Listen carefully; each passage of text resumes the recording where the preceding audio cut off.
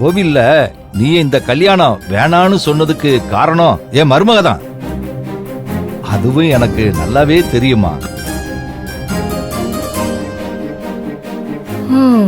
தெரிஞ்சு இந்த பெருசு வந்திருக்குன்னா தைரியம் ஜாஸ்தி தான். அம்மா வினோ, உன்னோட நல்ல மனசு எனக்கு நல்லாவே தெரியும்.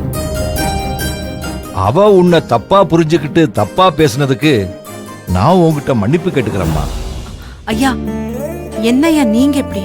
அவங்க பேசுனதுக்கு நீங்க எதுக்கு மன்னிப்பு கேட்கணும்? நீங்க இப்படி எல்லாம் பேசாதீங்க, மனசுக்கு கஷ்டமா இருக்கு. அவசியம் இருக்கேம்மா.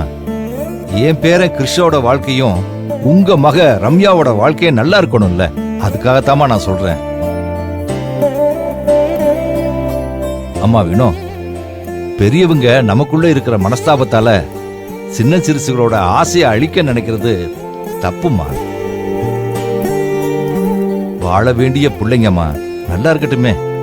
ஐயா, எனக்கு மட்டும் அந்த ஆசை இல்லையா என்ன? அவங்க எங்களை ரொம்ப மட்டமா நினைக்கிறாங்க. எதை பத்தி பேசிட்டு இருக்காங்க? மிடில் கிளாஸுக்கு தன்மானம் இருக்க கூடாதுன்னு நினைக்கிறாங்க. தன்மானத்தை இழந்துட்டு ஒரு வாழ்க்கைய வாழறதுக்கு என்ன அவசியம் இருக்கு சொல்லுங்க? நாங்க ஒண்ணும் புறப்புலையே பணக்காரன் இல்லம்மா. எல்லாம் உன்ன மாதிரி தான் உழைச்சு முன்னுக்கு வரணும்னு நினைச்சேன். வைராக்கியமா உழைச்சேன். அதிர்ஷ்டம் எனக்கு துணையா இருந்துச்சு, அவ்வளவுதாம்மா. ஆனா என் பையன் பணக்காரனாவே பிறந்து பணக்காரனாவே வளர்ந்துட்டான். அவளுக்கு வாச்ச மனைவியும் என் பொண்டாட்டி மாதிரி குணவதியா இல்லாம பணவதியா வந்து தொலைச்சிட்டா. ஆனா என் பேரனை நான் அப்படி வளர்க்கலாமா.